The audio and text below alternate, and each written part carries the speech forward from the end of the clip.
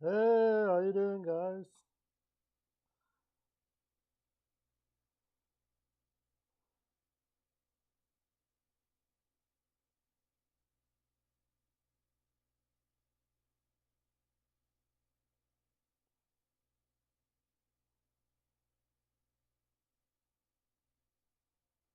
How you doing, bud? So, where we are? We are. Phil, was it? Is it the last game yet? Finally, CL. Is it over? Playing Winnipeg tonight. I don't know. I think. Oh, who does it? Who's gonna win that game? I have no idea. Probably Winnipeg. It's gonna be Soderstrom and then. Yeah, yeah. It couldn't happen fast enough. I know. Jets then Sens.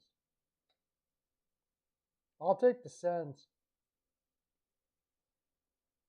60 goals last night. Yeah, he got his 60th goal. I mean, it's all good. Guy's the best one of the best shooters I've ever seen. Uh, besides like Mike Bossy and yeah, I mean, the more I look at it, I still think that, and maybe the Mike Bossy's the best ever. If you look at his like per goal stats, but it nothing seems to matter with Toronto until they win in the playoffs. Like you can do whatever the hell you want. Like it don't matter. It don't matter. It's an incredible. He's an incredible shooter, an incredible player. We know that. We got it. No problems. Whatever. I don't even think honestly it matters to him. That's what I like about Matthews more than anything.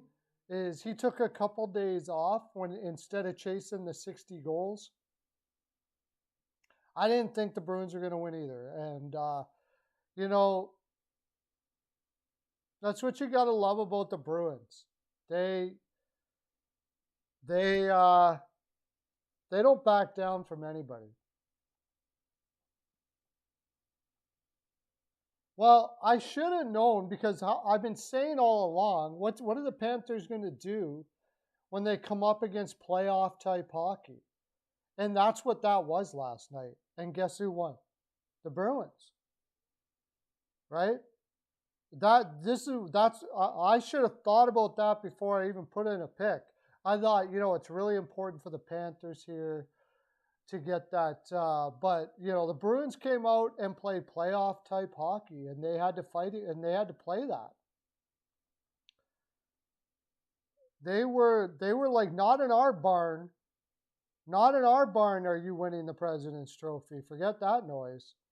They took that seriously last night, and you can call it stupid or whatever. I don't know. Maybe it is, but when the Boston Bruins have never been a team to do what Colorado is doing right now, where they basically, besides the game against St. Louis, they kind of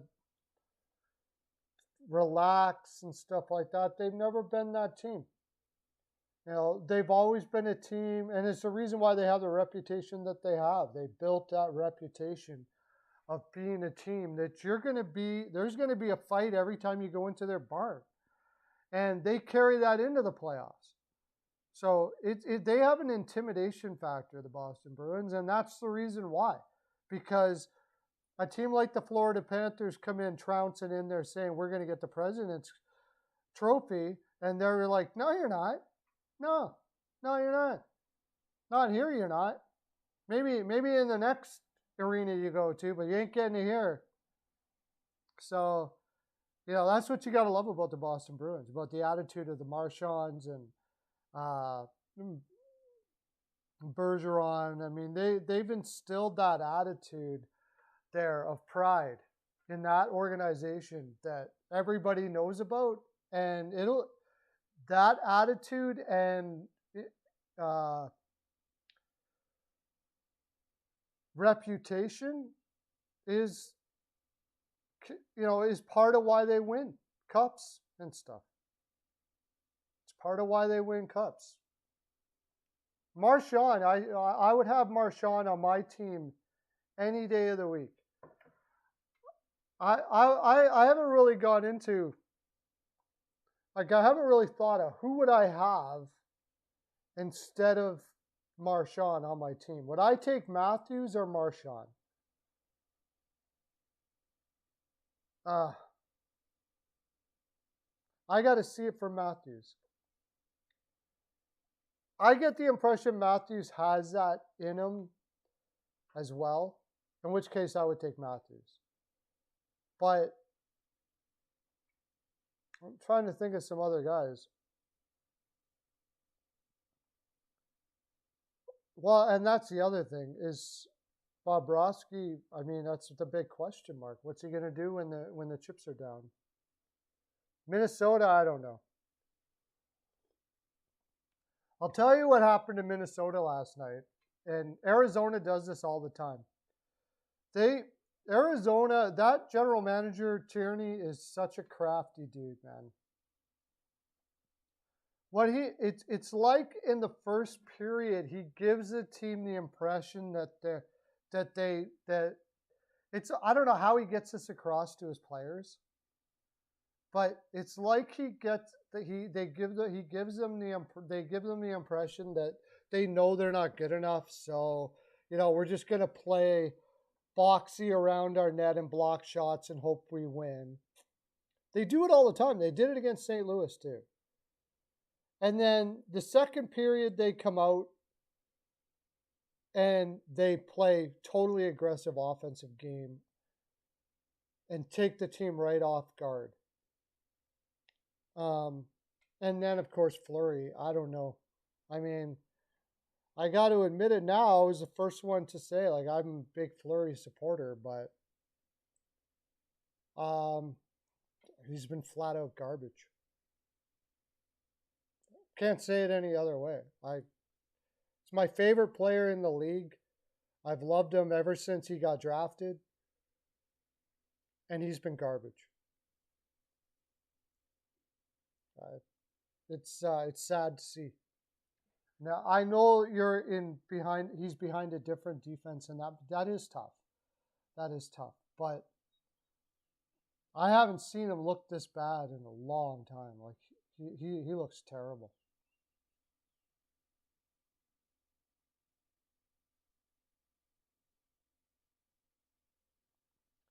Well, the Washington game I should have been smarter about too. I got to start writing things down because Washington, when they played the Coyotes, the coach was saying that said they were tired already. And I mean, if you're tired there, you're probably not going to be overly not tired after you got you're for sure in the playoffs now. Came off a really long road trip. And again, they're not going anywhere with Samsonov in that. Vanacek, no either. I mean, Vanacek's a better option, but they're not going anywhere with those two. Either one of those guys. They're not. No, there's no way. I think I get in trouble a lot because us Canadians, we have this way of overstating maybe things. By saying no way, people will say, well, there's always a way. It doesn't, yes, it's a figure of speech. We mean that the percentages are so low, you might as well say there's no way.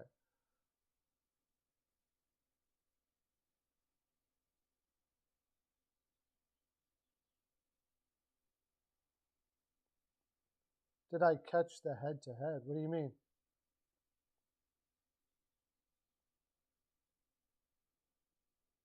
Oh. Yeah. I had Calgary in that one. Calgary is building themselves up to be a lot like Boston. They're one of those teams. I mean, a Sutter-led team isn't going to buy into this, oh, take it easy, blah, blah, blah, blah, blah crap. So you have more energy for the playoffs. He ain't going to do that. He's going to tell you, get in shape. Make sure you go out there in the off season and like turn yourself into a machine. That's what he as simple as that. I mean, this is a guy who comes from a farming community where they would have hay baling competitions, and they would throw bales of hay like for hours and hours and hours and hours and hours on end. From the time they're very young, they'd be baling hay, throwing hay. Everything was about being strong and having Viking Alberta and areas like that. It's all about that. And they don't have. There's no such thing as excuses to them. They don't make any excuses. It's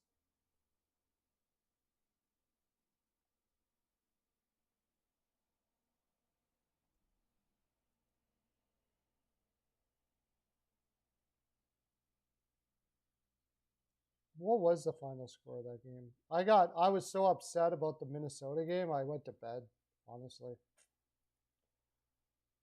That Minnesota game really screwed I had my clients. Wasn't too happy.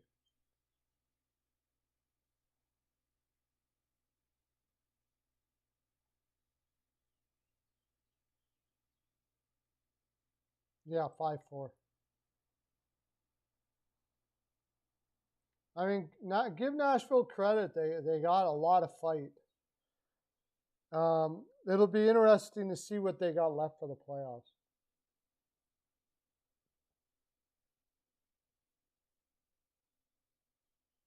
Mike Smith has been insane. I mean, 39 years old. He's healthy now, and he's just been on fire. If he stays like that for the playoffs, who knows?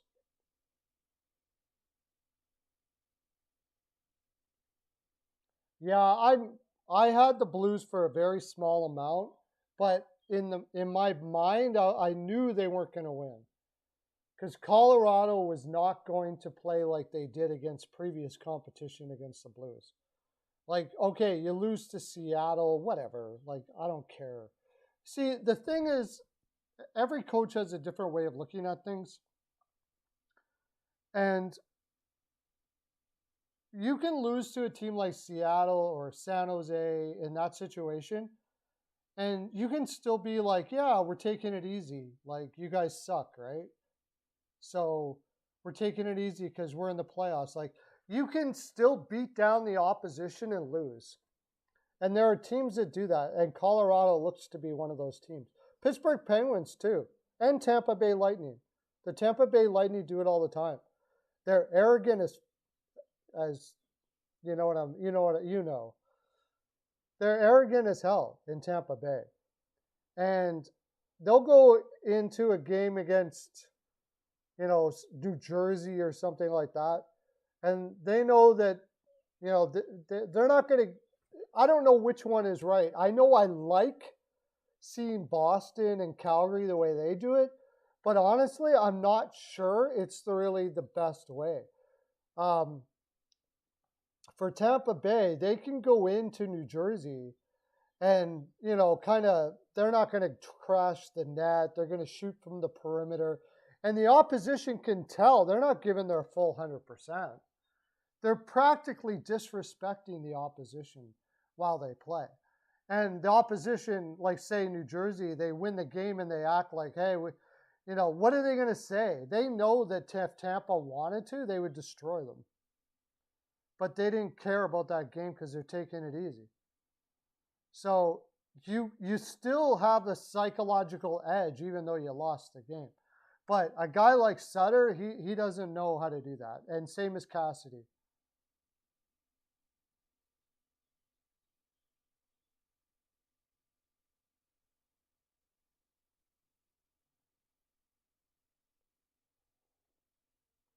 What do you mean the Canes beat the Rangers last night? Right?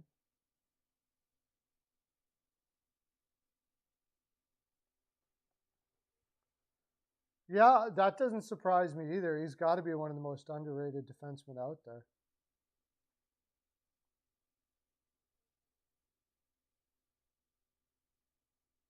Oh, yeah.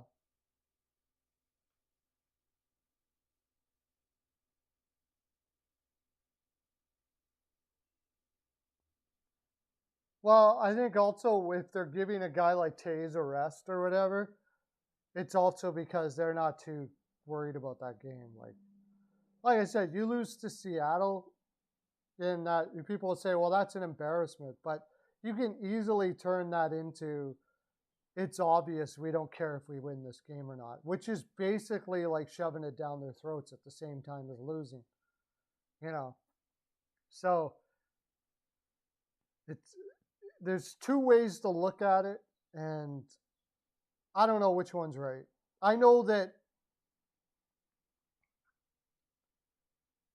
I know that I know that I want it to be right, that the way Calgary and Boston do. I know that that's the way I want it to be right, because as a fan, if you notice most of the times that Tampa and Pittsburgh and that crap the bed like that, it's not at home. Although Pittsburgh did a couple times this year. But I think that was from actual fatigue, though.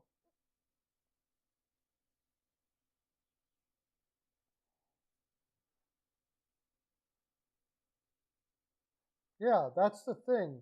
And that's but if you watch Calgary last night, they didn't play like that. I can't think of a time when Calgary played like that against. I know that was against Preds, a team that they're gonna play could play in the playoffs.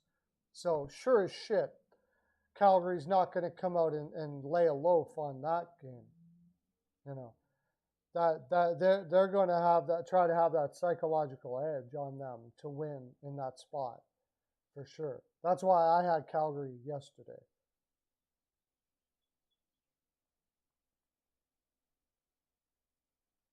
But if Calgary plays Seattle, you're not going to see them play a perimeter game like the Avs do, and just try to do tip-ins and score. And if it doesn't work, go well. You're not going to see that from them.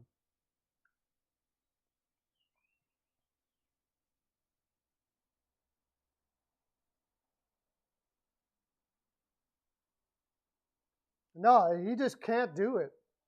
Sutter just can't do it.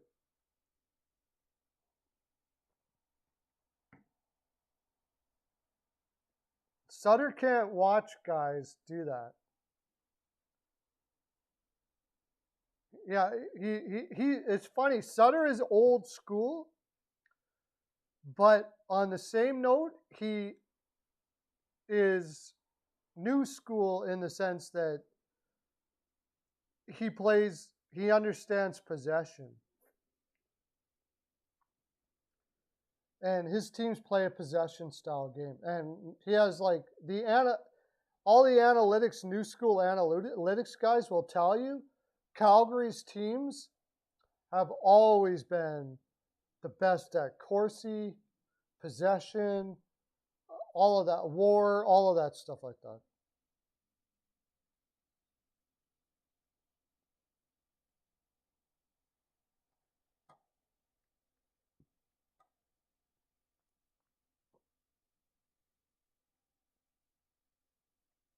Well, Comrie, I think I'm going to put a little on the Jets.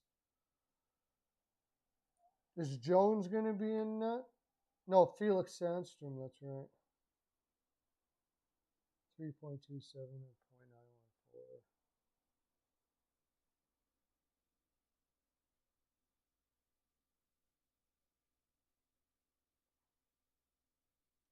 Oh, Wedgwood's playing his own old team tonight too. That's right.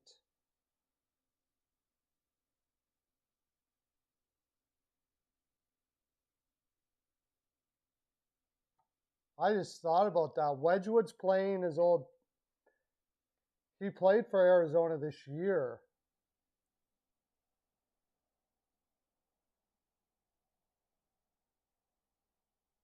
Yeah, that's the thing.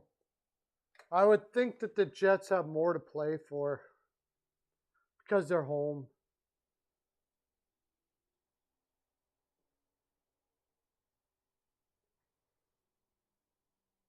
Well, what do you got on daily faceoff? I don't want to look it up. I always look at left wing lock. Who's starting for? Who do they have the night starter yet? Is it that kid out of the AHL?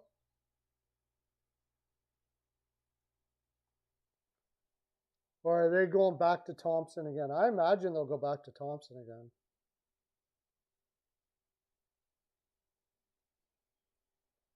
Yeah, I think.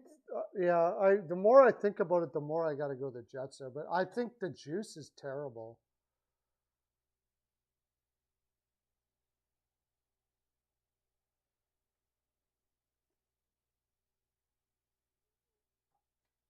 Aren't they?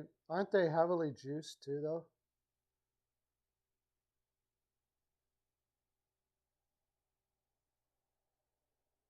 Oh shit! Where's my odd chart?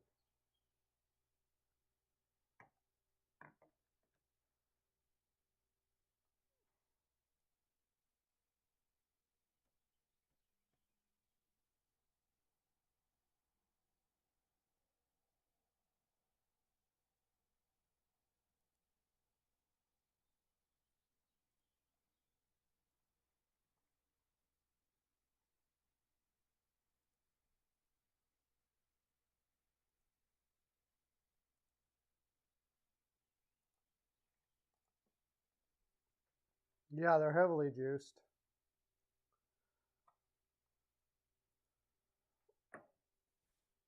Yeah.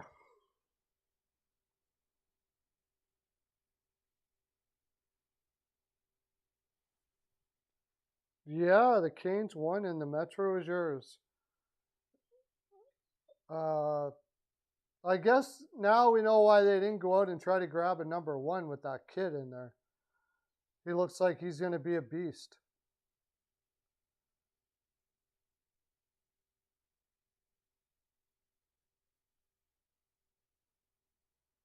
If they play like they did against the Rangers tonight, Coochie.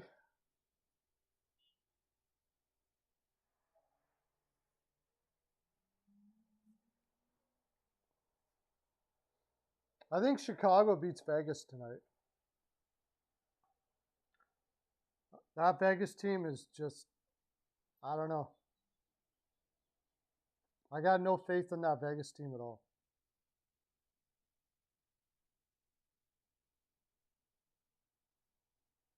It's another one of those home team.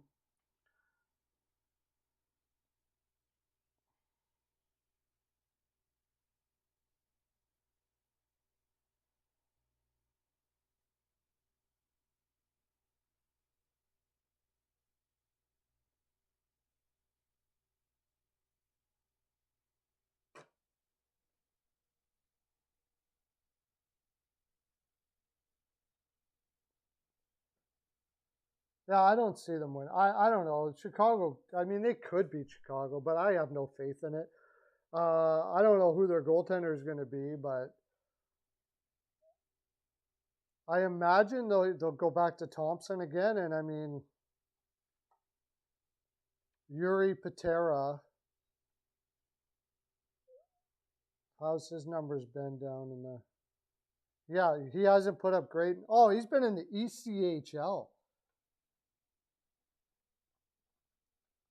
and he hasn't put up great numbers in the AHL either. So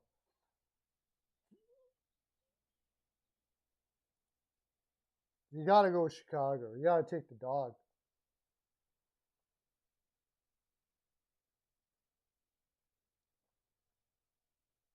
I think it's his mental shape that's a problem.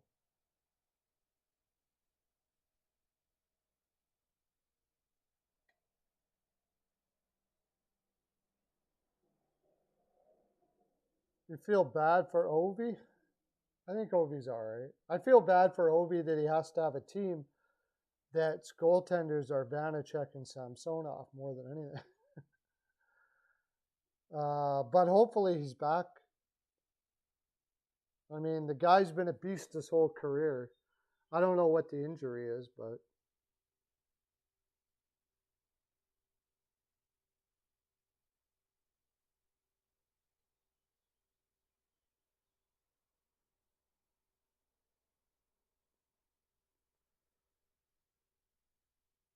Um, I haven't got anything but the over on that game, on the New York Rangers game.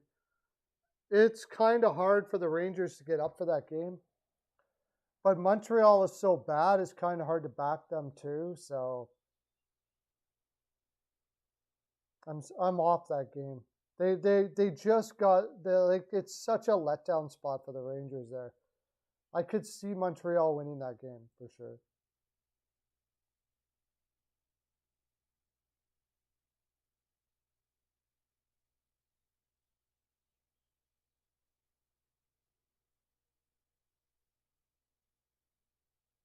Canes beat the Rangers last night, yeah. That was a statement win. That was a statement win there. It's because of that. I don't know. I mean, maybe the Rangers come out angry tonight, but I'm more inclined to think that they are insecure now, that they lost to the Canes like that with Shesterkin in net. I think there'll be an element of insecurity. I have a feeling.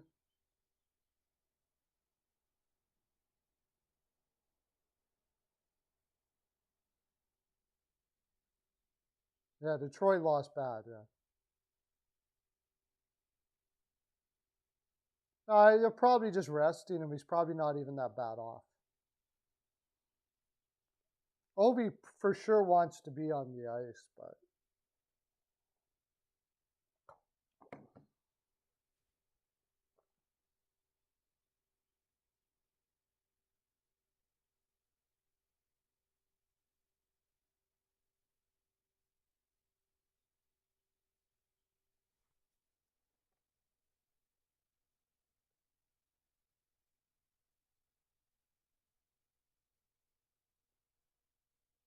oh yeah, Shesterkin for sure gets the Vezina. Yeah, I think they're just resting Ovi. I doubt it's anything too well for him serious. I don't know. That guy's incredible. He's a mule. So it's hard to say. No, not Anderson. Shesterkin gets the Vezina all day long. No doubt about it. It gets to the heart too. The Rangers the Rangers barely make the playoffs if it wasn't for Shesterkin. The first half of the season, they were so badly outshot, it was ridiculous. Shesterkin won so many games where the Rangers were outplayed. It was crazy. No question. I give him the heart too myself, but he probably won't get it.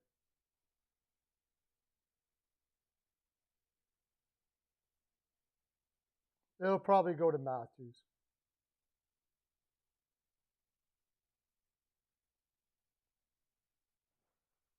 Yeah, the offense is well. I want to see what they do in the playoffs. They're built for the playoffs, so with Goudreau and those kind of guys like that. But their defense is fantastic. That young defense is insane. Miller, Fox, Lindgren.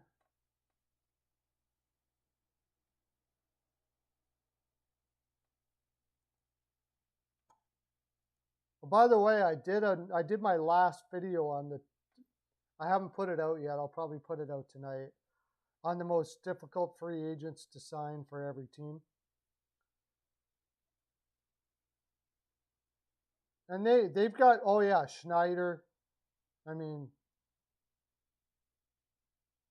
I don't think it's going to take very long before Schneider's knocking, and then Trouba. Yeah, like their defense is, especially next year. One more year for all of those guys, and that defense is going to be insane. Florida Coach of the Year. Yeah, I mean, you can make a case for that. The only thing that's going to hurt him is that Florida was doing just as good with Tortorella. Does he has to win the Jack Adams? I'm not. I mean, Tortorella was, or not Tortorella, Quenneville. Florida was doing just as good with Quenneville. Now, the thing is, you still got to take over that team in that difficult situation and carry it on. I don't know if the voters are going to see the value in that because the team is exceptionally good already. Coach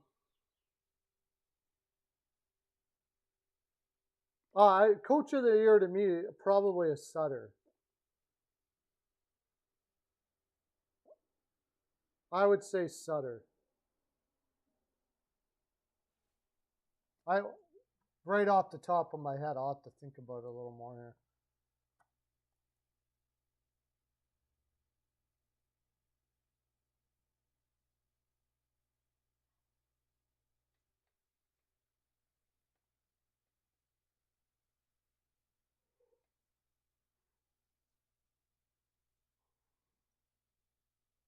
Unfortunately, there's no way they'll give it to Granato, but he really should get some votes. He should, I mean, he did a fantastic job with that Buffalo Sabres team.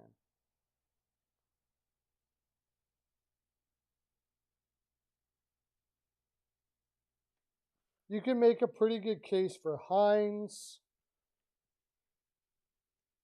I think Gallant in New York will probably get good consideration, and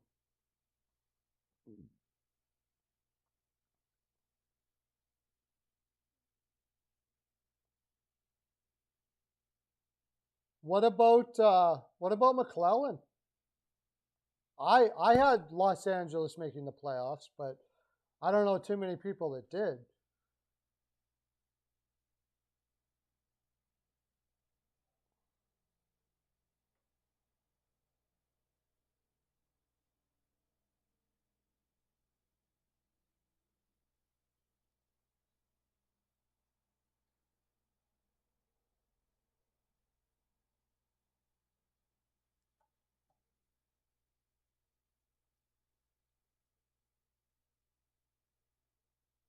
He's okay. I mean, it's hard to judge him as a coach because they have such a strong team, but I can't see Washington not losing in the first round for sure. Yeah. I don't care if he's won it before or not. That Calgary team went from not even coming close to being a playoff team to being on the people's lips as winning the cup in a matter of a year and a bit. So the fact that he's won it before, I don't think means all that much. You do what he did in Calgary. I think he gets it. I think he gets it. You make a good. I mean, Burnett. I wouldn't argue with anybody if Burnett got it. He got into a tough situation, but I mean that team is stacked. It's not Belsilli. No, that is for sure. McClellan. If you gave it to McClellan, I'd be totally cool with that. I mean, yeah, that team as a whole, if you look at it on paper, you don't think, oh yeah, that's a, you know, I took LA to make the playoffs this year because of McClellan and the system he's put in place there. They have a lot of young guys and stuff like that, but honestly, you take that team and give it to Dave Tippett. Well, I guess that's not a good example, but give it to most other coaches out there, and are they going to make the playoffs? Probably not. That's the way I kind of look at it. That's the only way you can really gauge it. Cooper will probably never get one because of that. That's true. It is a weak division, so you do have it is a weak division. So you got that. That's true too.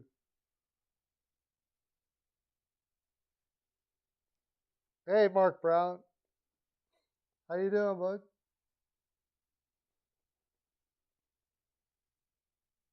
But I'm never very good at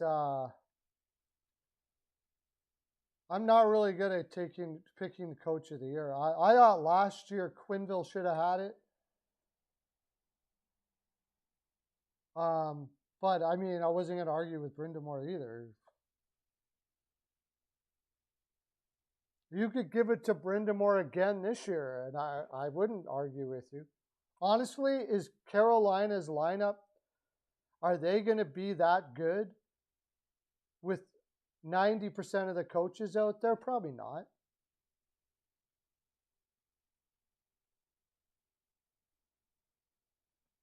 Well, I'm just saying, if you're actually talking, I mean, if you're actually talking about the best coach out there,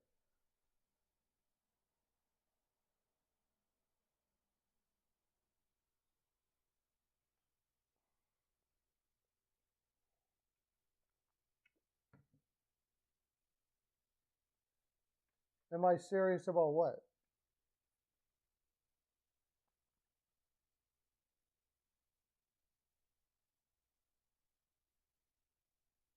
Am I serious that that Brindamore is they wouldn't be as good with 90% of the coaches out there? Yeah, I'm serious about that.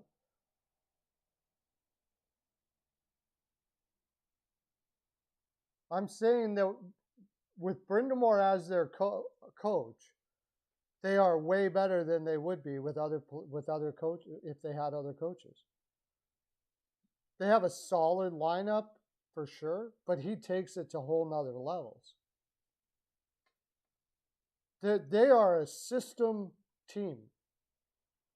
I don't think I don't. There hasn't been too many times, maybe never. I don't know if I've ever seen a coach instill and have players play a system as well as Rod Brindamore, except for maybe Barry Trotz. Yeah, we mentioned. That's what I said. It was Gallant, Sutter, or Brunette, I think. Yeah, and the work ethic too. I mean, Brindamore not only brings a work ethic, he makes it fun to do work ethic. That's why I think Sidney Crosby will probably be a coach down the road because he does the same thing. Coaches like Brindamore and players like Crosby, they know competition is part of everything they do, including within the room. Everybody trying to be making everybody better.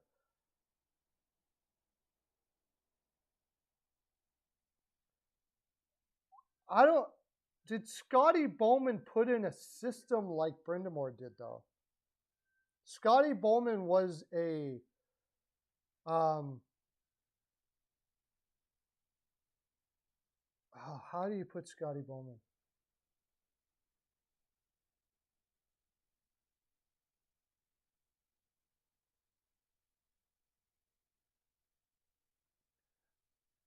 I think Scotty Bowman got the best out of individual players more than anybody else.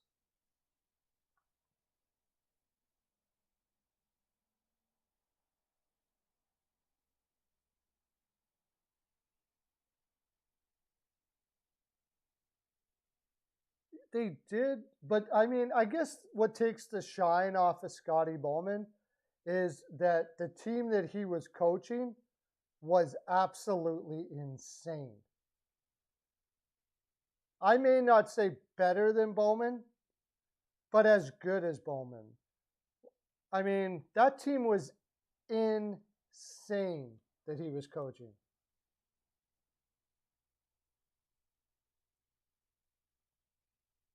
I'm not saying he couldn't do what Brindy is doing in Carolina, but I'm saying that I never saw him do it. Well, it's the reason why Cooper doesn't get Coach of the Year is they're so stacked. I don't know if Cooper could get as much out of Carolina, honestly, as Brind'Amour does. I would say no.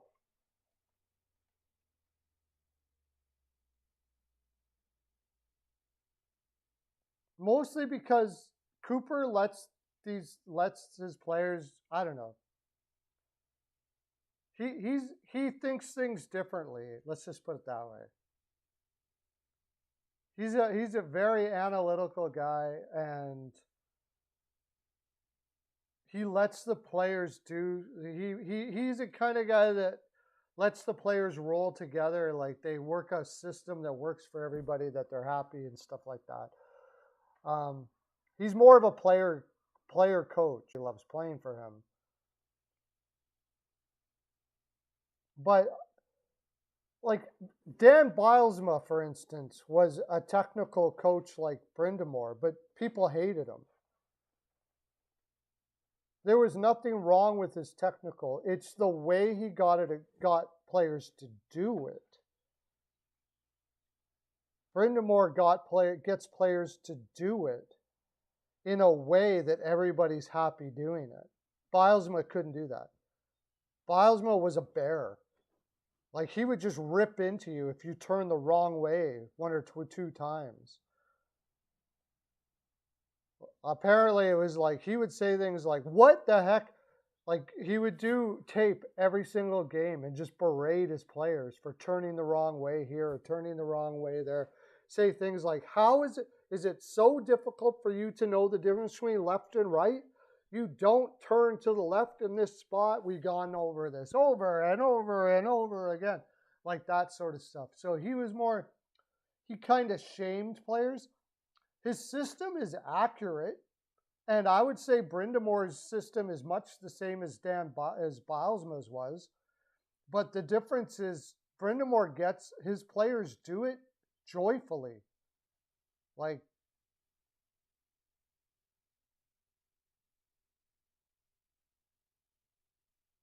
he's my favorite, one of my favorites of all time.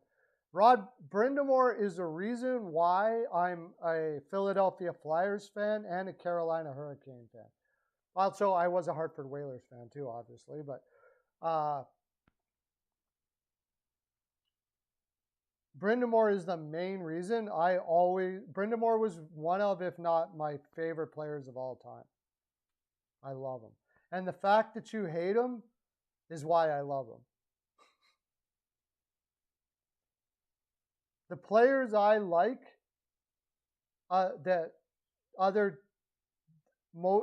everybody that played against him hated. Everybody hated Brind'Amour.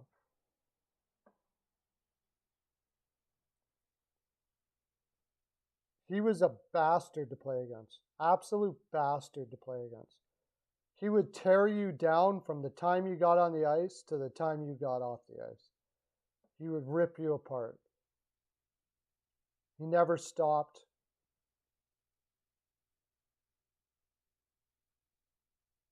Yeah, he was still almost a point-a-game player.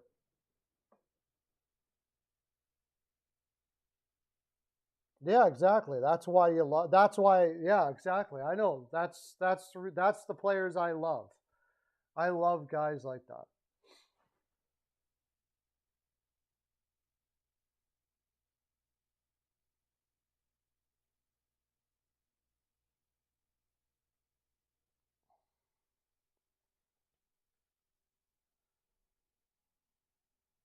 And he teaches players to play like he did.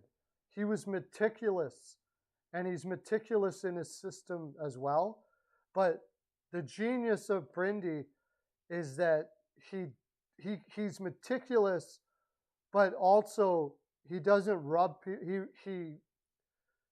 He's an incredible motivator, and people love playing for him.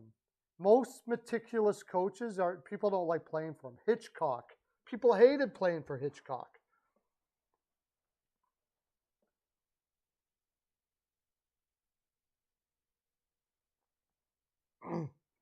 They could, but it won't matter. I mean, if Laviolette can't get you there, then you probably can't get there.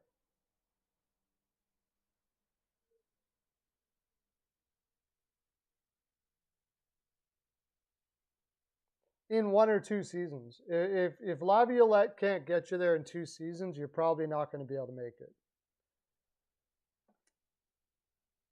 That's why it's always a good idea to hire coaches like Tortorella and Laviolette, so you can find out where your team is at. Because if Tortorella and Laviolette can't get you to where you are a serious contender in 2 years with what you've got, then what you've got isn't good enough.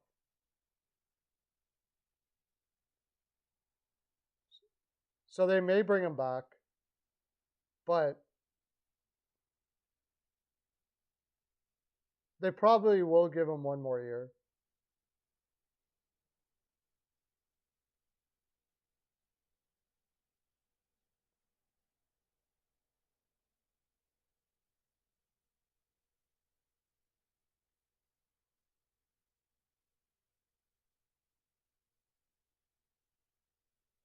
Well, I mean that's his philosophy, but and I think every coach wants that.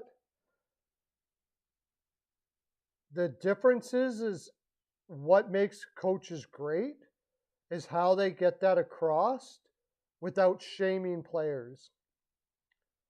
Without the greatest gift of a coach is molding players, or not really molding, but knowing how each player ticks and getting the best out of them to go that direction. And a guy like Dan Bosma, I mean, if you ask Dan Bosman, he wants the same thing. But why did his teams always give up on him? He had basically the same system as Brind'Amour. He had the same philosophy as Brind'Amour. But his delivery was shit. And if that's the case, then you're a bad coach. You can have all the philosophy you want. You can have all the system you want. But if you can't get all the players to want to and drive to and follow what you're asking them to do, then you're not a good coach.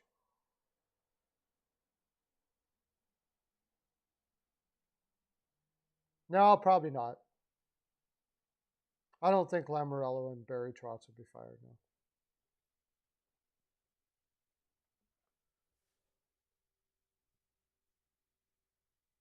Yeah, I mean, I think Bonus might. I'm going to give Bonus some rope here because Rick Bonus is a guy who plays mind games a little bit. Rick Bonus has an out of the box way of coaching, and he challenges his players in ways that really makes it difficult for fans to watch. He plays players in weird spots, sort of like Dave Tippett, and you wonder what the hell is he doing? But what he's doing is he realizes that when it comes playoff time, he's going to need everybody. He's going to possibly need everybody to do everything. So if you don't give them the opportunity to do it all regular season and have every single player be better at whatever it is that they do, like say you're poor at something, Bonus will put players in positions that people are like, he's not good there. Why are you doing that? He's not good at that. But his attitude is that he wants all of his players to be the best they can be at everything by the time the playoffs hit. And the only way to do that is to put them in situations where their weakest part of what they are can get stronger. So I'm going to give Bonus some rope, but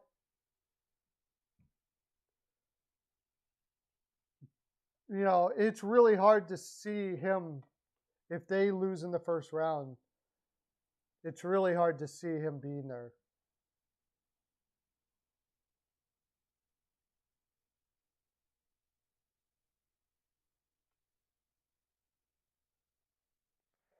Yeah, I wouldn't be surprised if DeBoer is fired, actually, because nothing would surprise me from that Vegas team. I wouldn't even be surprised if McClellan is fired. McCrimmon is fired, honestly. They're loose cannons there, the owners there. I wouldn't be surprised if they're both fired. I wouldn't be surprised if they're not fired either. I don't know what they're doing there.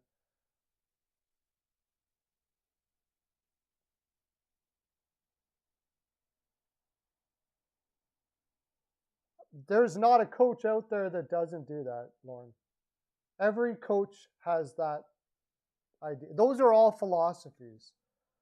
But Brind'Amour doesn't threaten his players that they're gone. Brind'Amour doesn't threaten players that they're gone. Brind'Amour helps each players have a desire for the goal in every way possible. Brind'Amour is not he's not a beat you down, shaming type of guy at all. Not even a little bit. Brind'Amour is not going to sit there and shame the shit out of you because you did something. That's not what he's going to do.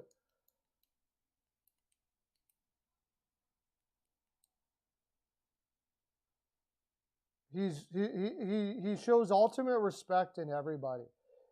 And even if a player is just not like the type of player that's going to probably do what you just said, Brind'Amour is going to work with him the best he can until it's time to move on. And it's okay. He respects that philosophy. He respects whatever it is that you are as a human being. And that's why people play with him.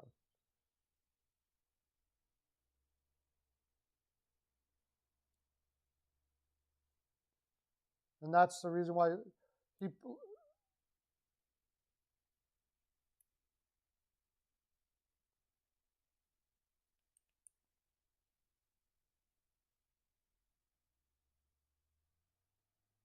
And even if he knows that, that's not going to be a long-term answer for us, he's going to utilize and help and work with that person to make that team as great as possible until they are moved out. But he's not a kind of guy that's going to threaten you like you're gone or anything like that. I don't see him that. I don't think so. I don't think he's that kind of guy. He's one of the most well-respected people out there for that reason, that he respects you if you don't have the same idea as him.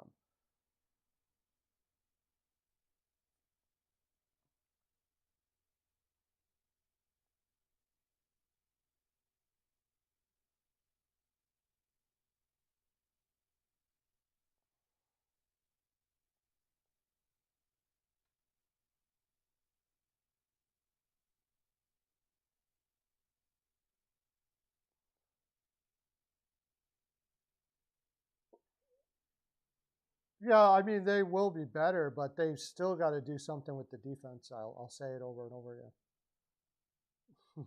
They still got to do something with that defense. We'll see it in the playoffs. It'll become more apparent in the playoffs. You're not going to be able to do what they did against Pittsburgh in the playoffs, and Pittsburgh knows it. Pittsburgh basically, I had Edmonton all day last night against that game because I knew the way Edmonton was going to play against Pittsburgh, and Pittsburgh is like, okay, whatever, do that. We're not in. Pittsburgh wasn't in a spot where they're going to run all over the ice with Edmonton last night.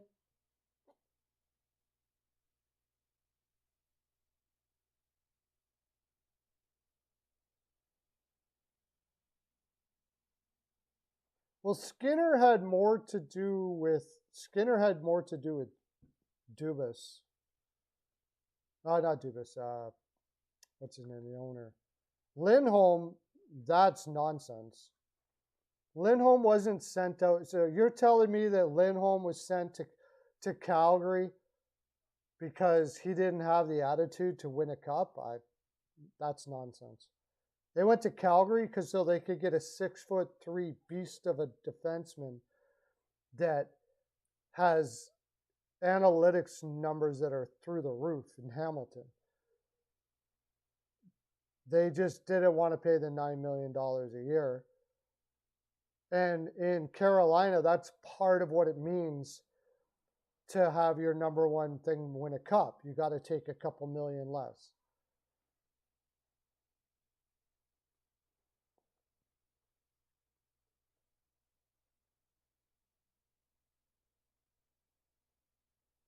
But I don't agree with you if that's the case with Lindholm. You're out of here because you don't want to win a cup. But I don't agree with that. Reimer is just a bad goaltender. He always has been. Mrazek is a bad goaltender. And you can point to their numbers in Carolina all day. That system is going to make your numbers look better. Anderson is really good. That's why I say he's not in the Vezina conversation. And it'll be very difficult to be in the Vezina conversation in Carolina because they make goaltenders look good.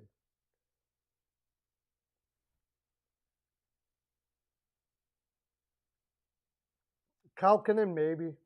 I don't know. Who did they get for Kalkinen again? I think that was just a good hockey trade, wasn't it?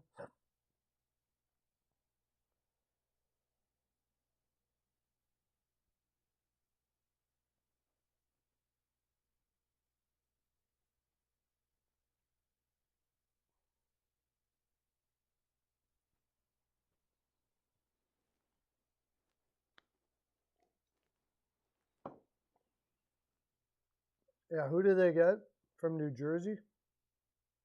Can't remember now. Oh, absolutely. Woodcroft's doing the only thing you can do with that team. They're playing an offensive possession game, much like Toronto, that is not sustainable in the playoffs. But it's the only thing you can do with that team. He's doing the only thing you can do with that team. And Tippett wouldn't do it. People say, oh, he's a terrible coach. Well, it's hard to say because Tippett knows that's not sustainable in the playoffs to play like that. So he wasn't a good hire. If that's what you want, then it was a bad hire because Tippett's not going to do that.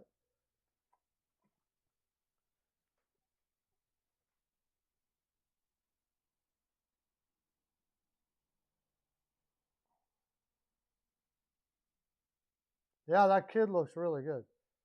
But I would be, if the Oilers win a cup playing like that, I'll be just as happy as anybody. I'll be so happy. It'd be amazing. I would love for the playoffs to be able to be played like that. That we can get our players that in such physical condition and athletic ability that you can play like that for 5 rounds of playoffs like that, and you get to the finals and you have enough energy to play against whoever you play against, oh, friggin', that would be beautiful. I just don't see it.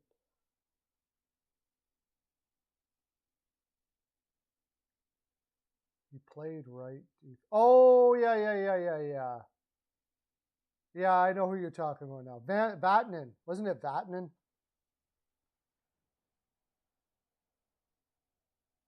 Tippett said he's never coaching again. He's retired.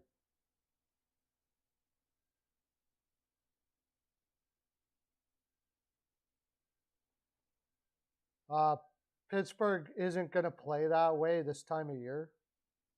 I was all over the Oilers in that game. Pittsburgh's not going to play that way this time of year. If you want to play that high offensive or that down low high offensive possession game, why risk injury playing around like that? When they go to if the Edmonton Oilers were to play the Pittsburgh Penguins in the Stanley Cup or in the playoffs, like say first round, then watch what Pittsburgh would do against that.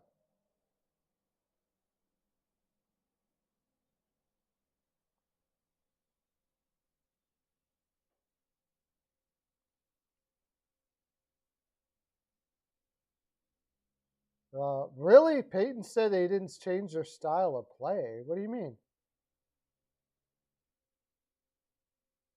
Compared to Tippett? Yeah, they did. I'd have to talk to him about that. We've already discussed that.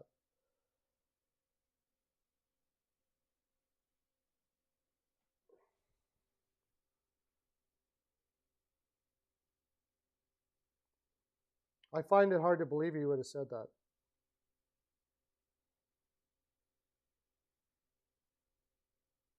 But I'm going to be able to be live again here soon, so.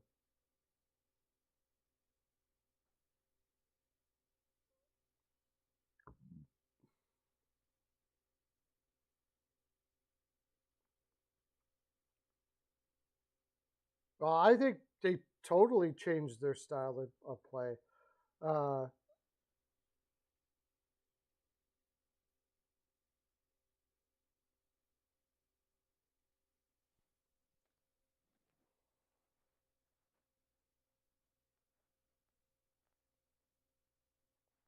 Tippett was getting McDavid and everybody to come back and basically make up for the defense. What Woodcroft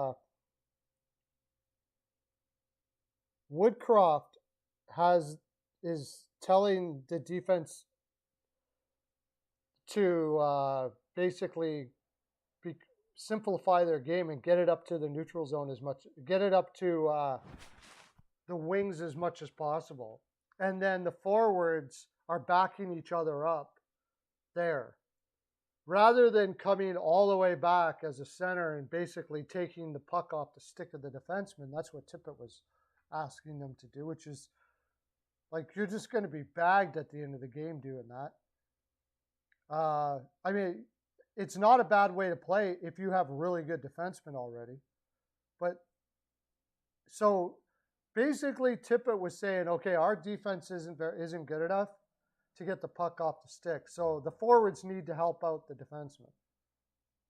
They got to come back and go in the corners and get the puck off of their sticks. And what Woodcroft said is basically we want you to we're going to just rely on our defensemen. We're going to allow that weakness to be a weakness. And the defensemen are going to simplify their game and just shoot it up the boards. And then you're going to find it from there. If they happen to have the puck on their stick. So the Oilers were having a very difficult time getting the puck off other people's sticks, mostly because they were trying to grab possession.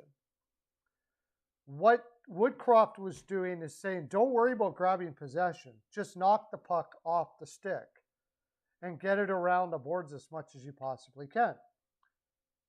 And then the forwards around the hash marks and stuff will back each other up to get it out. Rather than trying to make the perfect pass to get it up the ice as quickly as you possibly can like that, which is a great thing to do if you have a defense like the Colorado Avalanche or Tampa Bay Lightning or something like that. But if you have a defense like the Oilers do, you can't ask Barry and them to be fighting for pucks because they're not going to win the battles at all. Like, they're not going to win battles. Duncan Keith is not going to win a battle. All they ask them to do is get back to the puck fast and get it up the boards fast. If you don't have possession, use your stick to get the puck and then don't try to play around with it. Just get it off. Go. Get it out right away. And guys like Keith and them, they can do that as long as you can convince them that it's a good idea. And he did.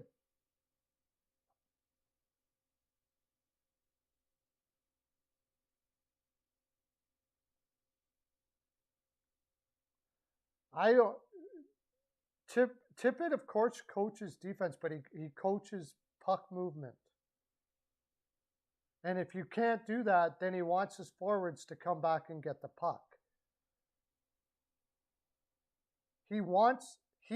Tippett needs to have big defensemen that can get like Larsons and guys like that for his system. If he doesn't have them, he doesn't know what to do. And honestly, you need to have them to win a cup. If you don't have them, you're not going to win a cup. I don't care if you got McDavid or who the fuck you got for forwards. If you don't have guys that can strip the puck off the opposition stick, you're not going to win a cup. Simple as that. Toronto is not going to win a cup. And goaltending on top of it. Unless you've got like Carey Price in his prime or Shesterkin or Vasilevsky. But, I mean, when you look at that Tampa team, they have Vasilevsky and they have defensemen that can strip the puck, move the puck, possess the puck, everything. That defense is going to crush you, man. You try to play dump and chase with Tampa Bay's defense. Have fun with that. You do it with Edmonton, all you got to do is get the puck to the back of the net against Edmonton, and they're done. Like, they don't know what to do. If they don't get to it first, you got full control of that offensive zone. No, they're not going to fire Hackstall. Hackstall, I don't see why they would fire Hackstall.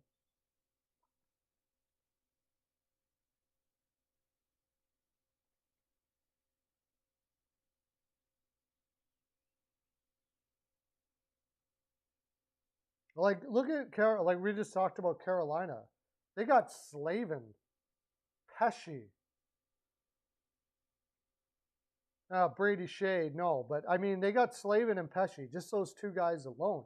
You take Slavin and Pesci, you put them in Edmonton, and take, I don't know, Nurse, and although Nurse is fantastic, but take Cece and anybody else who's not named Nurse, put them in Carolina, and see how that works out for you.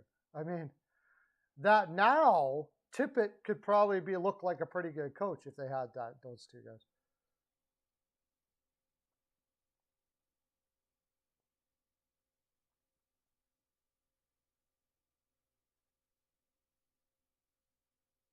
Nah, he's got at least 2 years leash there. As long as the players like him, they're not looking to win. And that's what I thought in Seattle.